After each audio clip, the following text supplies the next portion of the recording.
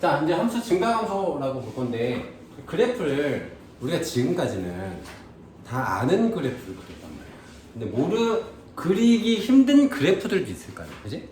물론 요새는 AI한테 시키면 다 그려주기는 하는데 우리가 그래프를 그려보지 않고도 딱 그 특정 지점에서 얘가 증가하고 있는지 감소하고 있는지를 알 수가 있습니다.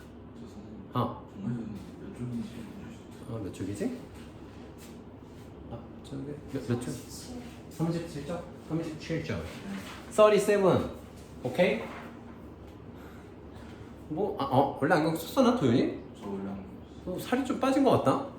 아닌가? 내 시력이 안 좋아졌나? 자, 그래서 이제 어떻게 할 거냐면, 그냥 이런 거야. 내가 미분을 했어. 미분을 했는데, 그 미분 개수 값이 양수야. 그러면 걔는 그 순간에는 어떠고 있다는 거야?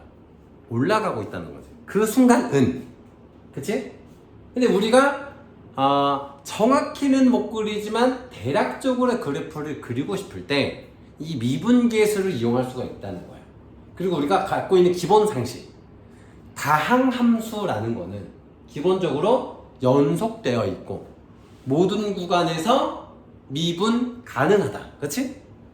그 두 가지를 조합하면 우리가 3차, 4차, 5차, 6차, 7차 방정식도 다 그릴 수가 있고 또 우리가 무리함수랑 유리함수랑 곱해져 있는 상태도 그릴 수가 있다는 거야.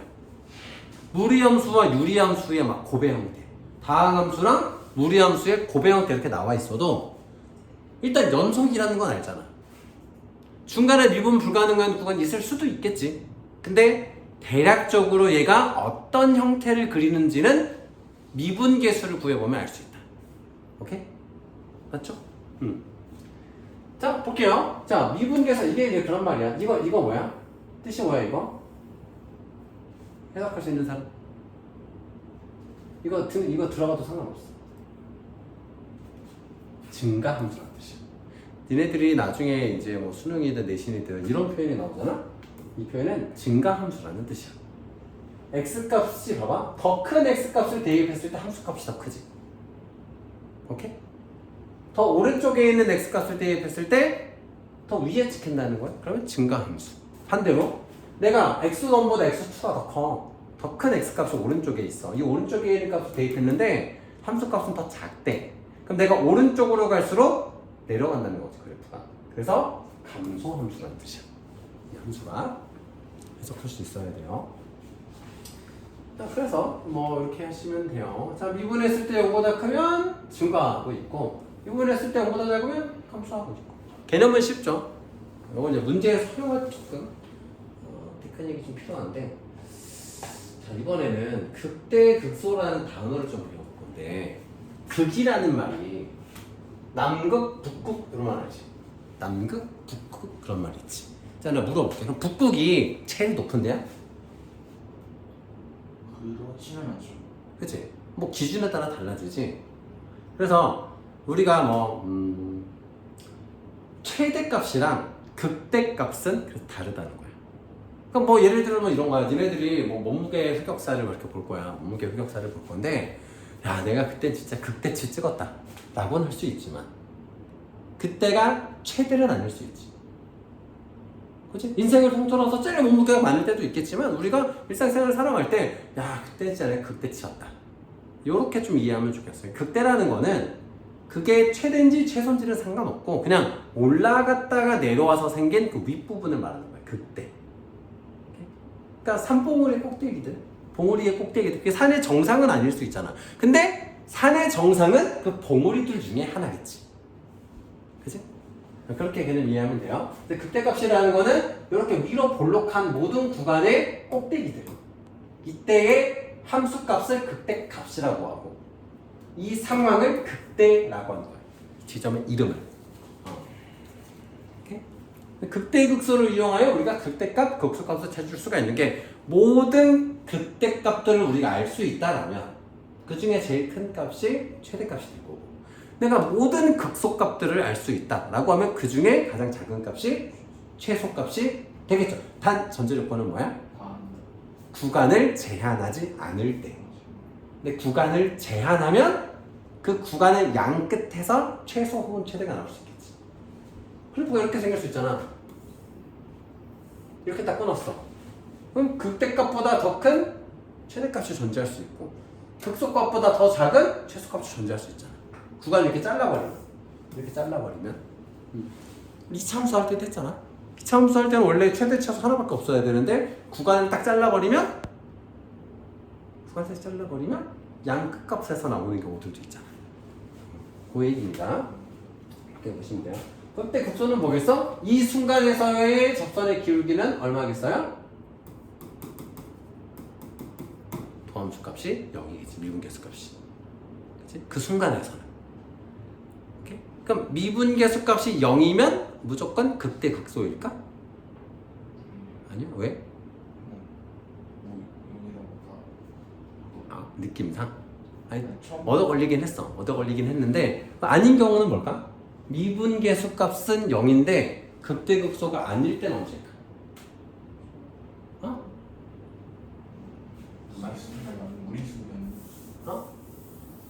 이런 거 생각해봐.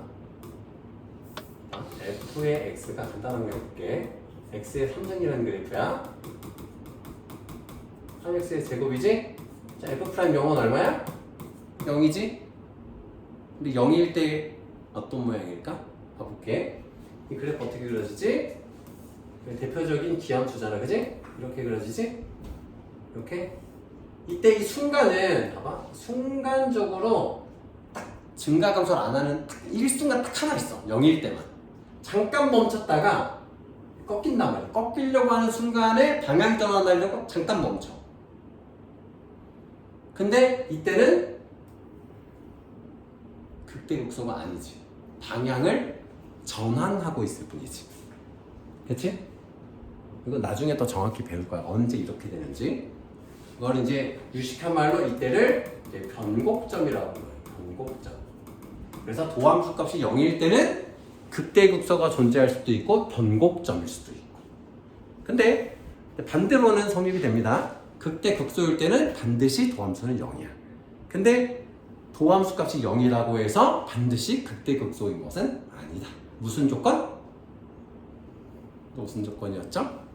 도함수가 0인 것은 극대극소가 존재하기 위한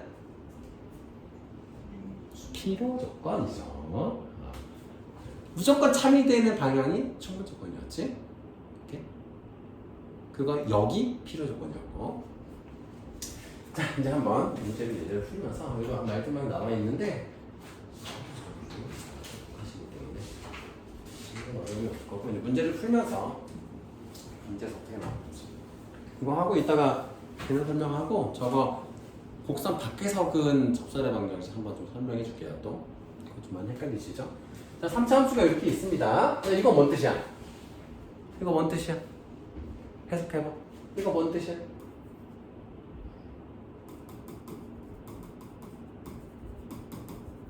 이렇게 해석하시면 돼요.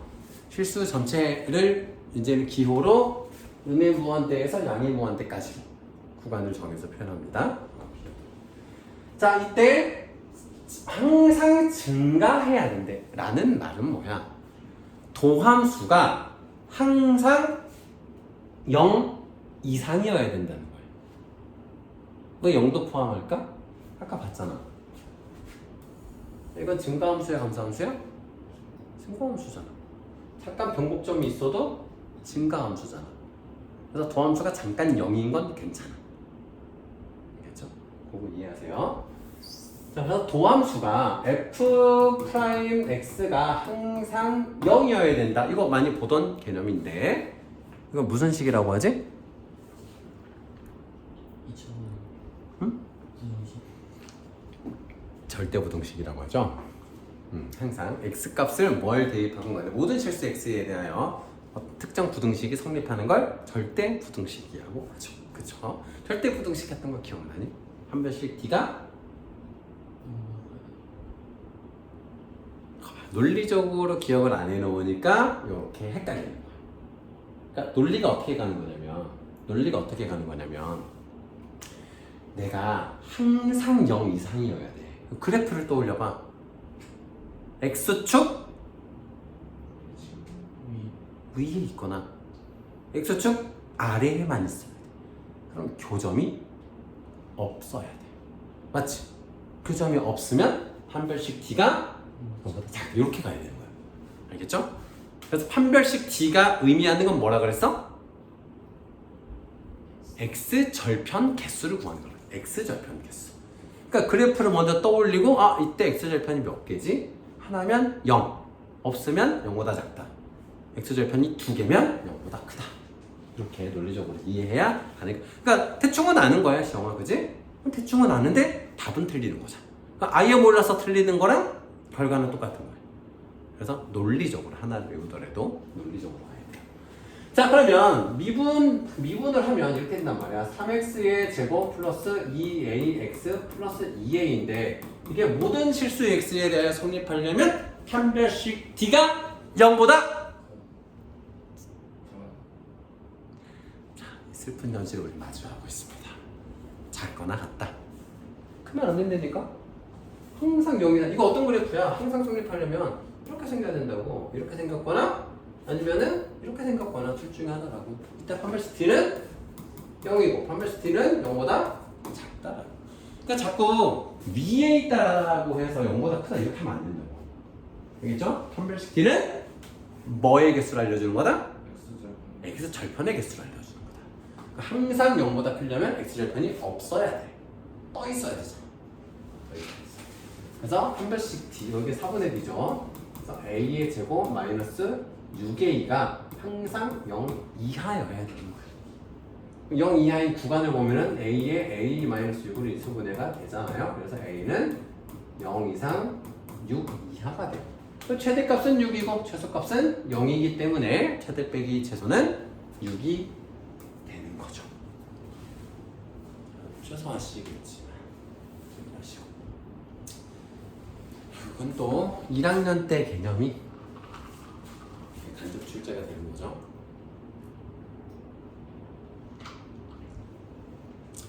수학을 하면 T가 나와요. MBTI T. MBTI T들이 확실히 수학에 유리한 것 같아. 논리적으로 내가 아까 지인들하고 얘기를 하다가 내가 진짜 T라는 걸 다시 한번 깨달을게. 어떤 한 사람이 너무 아파서 운전을 못하게 써가지고 못 왔다는 거야. 그럼 무슨 생각이 들어? 괜찮아? F인 척하네. 어떤 생각이 들어? 비슷해? 아니 아프구나.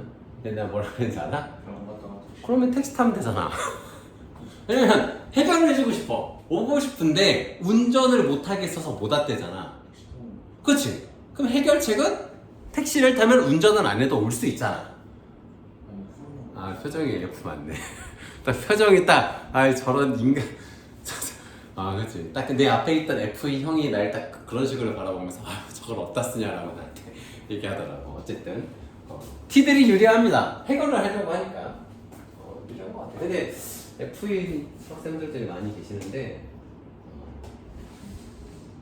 과학자, 내가 꿈이 과학자다. F는 안 되는 거야. F는 안 됩니다. 그런 거 생각하기 시작하면 생각해봐. 과학 막 실험실 막 실험실 막 죽이고 할 텐데 F 막 그럼 안 되잖아. 냉정해야지. 요즘에 너네 거 아니? 서울대 자유전공학부에서 자유전공학부라는 게 뭐냐면 전공 안 정하고 들어가서 1학년 다녀서 거기서 경쟁해서 과를 정하는 거거든? 원래 컴퓨터공학과가 되게 셌어. 넌 알죠? 개발자 하면 딱 연봉도 없고 판교에 막 이런 테크노밸리에서 막 게임 회사 돈 막 하니까 컴공과가 원래 인기가 많았거든? 컴공과를 제낀 과가 있어. 뭔지 아니? 아니 AI도 따지고 보면 컴공이잖아. 뭔지 아니? 생각해봐. 뭘까? 뭘 것 같아? 컴공과를 이겼어, 경쟁. 이과 쪽이 문과야. 문 아니에요? 뭘 것 같아? 경제. 철학과. 왜일 것 같아? 점수가 높이나? 아니. 왜냐면 얘 GPT나 제미나이나 써보지. 제미나이랑 GPT를 쓰면 인간을 대체할 것 같잖아. 그지? 근데 이거를 결국은 상업화해야 되잖아. 사람들한테 팔아야 되잖아. 그치? 그러면 뭐가 중요하냐면은 사람들이 어떤 사고를 하고 인간에게 무엇이 필요한지 인간의 입장에서 어떤 고민을 하고 있는지를 알아야 돼. 그러니까 원래 철학가도 소비자 심리 분석하고 이런 사람들이 철학가가 많이 그쪽으로 진출을 하거든. 소비자 행동 심리학 이런 거에서. 그러니까 뭐 예를 들면 이런 거야. 우리 학원에서도 나도 적용을 하는 건데 딱 들어왔을 때 어떤 좀 이렇게 잔잔한 음악이 나오고 좋은 향이 나면 사람이 되게 차분해지고 좋은 기억을 갖게 돼. 예를 들자면 그런 사람들의 심리, 그리고 막 사람들이 막 다 쫓아가서 사고 있으면 뭔가 나도 사야 될 것 같은 그런 심리, 이런 거를 분석하는 게 소비자 행동 심리학인데, 그러니까 철학가가 성공가를 이긴 이유가 뭐냐면 이 컴퓨터 코딩이나 이런 거는 AI에게 다 해주거든. 근데 GPT는 모르는 게 있어. 인간이 뭘 원하는지를. 그러니까 흉내는 내거든. 그러니까 막 싸바싸바는 해줘. 근데 GPT가 제안해주지는 못해. 어떤 제안을 못해줘. 그러니까 정답을 알려줄 수는 있거든. 근데 정말 이 사람을 위해서라면은 뭘 해야 될지까지 짚어주지 못하는 거지. 그러니까 이제는 니네들이 진짜 인간다워져야 성공하는 거야 이제. 정말 인간다운 사람. 그러니까 막 그런 사람 있잖아. 같이 다니면 이 사람하고 있으면 되게 마음이 편하고 되게 의지가 되고, 이 사람은 되게 센스가 있는 그런 사람들. 그런 사람들이 이제 성공하는 시대인 거야. 아시겠죠? 그래서 항상 강조하잖아. 명문대, 서울대 안 나가도 성공할 수 있는 시대야 이제. 근데 전제 조건이 뭐냐면 가장 인간답고 가장 인간의 악한 본성을 극복할 수 있는 사람.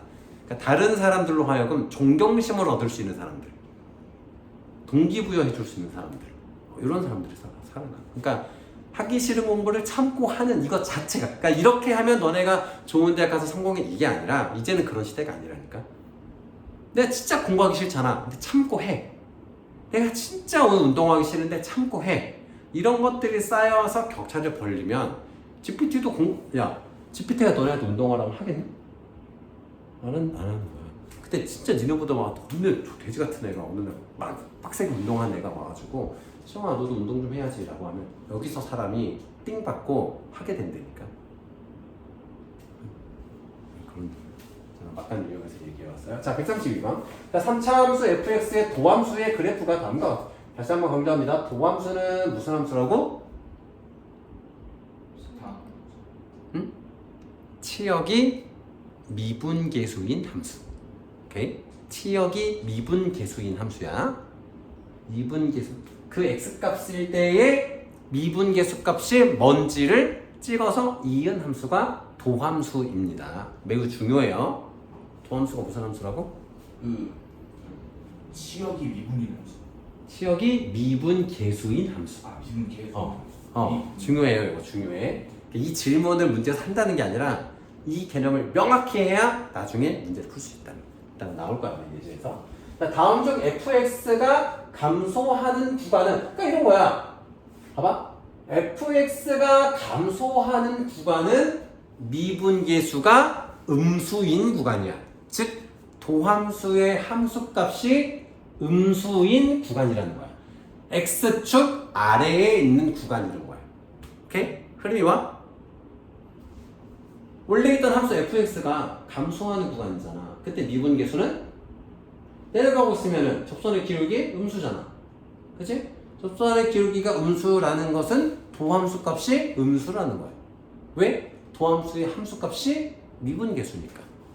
그래서 도함수의 함수값이 미분계수인 이 구간이 fx가 감소하는 구간이다. 0에서 2까지. 오케이? 0인 지점까지는 허용한다고 했어요. 그래서 이게 문제마다 뭐 열린 구간 나온다고 해서 틀린 것도 아니고 닫힌 구간이어도 틀린 구간 아닙니다. 이해되셨죠? 논리적으로 이해하셔야 돼요. 자, 이제 극소값. 자, 극소값입니다. 그러니까 극소값은 뭐야? 아래로 블록할 때의 그 끄트머리의 함수값들을 말하는 거지. 하나일 수도 있고, 두 개일 수도 있고, 여러 개일 수도 있고. 그렇죠? 자, 그럼 기본적으로 봐봐. f'x를 구해보면 3x의 제곱 마이너스 6x잖아. 그지? 그럼 우리가 이제 이걸 알아야 되는 거야. 극소값이랑 변곡점의 차이를 한번 생각해봐. 뭘 것 같아? 그림상으로 극소값이 존재하려면 내려갔다가 올라가야 돼. 근데 변곡점은 내려가다가 잠깐 멈추는 듯 하다가 또 내려가는 거야. 즉 도함수가 0인 지점을 기준으로 좌우의 부호를 우리가 알 수 있다면 극소인지 극대인지를 알 수 있지. 극대는 뭐야? 올라갔다 내려가는 거. 극소는 내려갔다 올라오는 거. 자, 그럼 미분계수로 따지면 플러스였다가 마이너스인 거. 극대 값이지. 미분계수가 음수였다가 양수로 바뀌면 극소가 존재하는 거지. 오케이? 자, 그러면 도함수가 0인 지점을 보면은 3에 자 3x에 x-2면 자 0일 때랑 2일 때가 있어.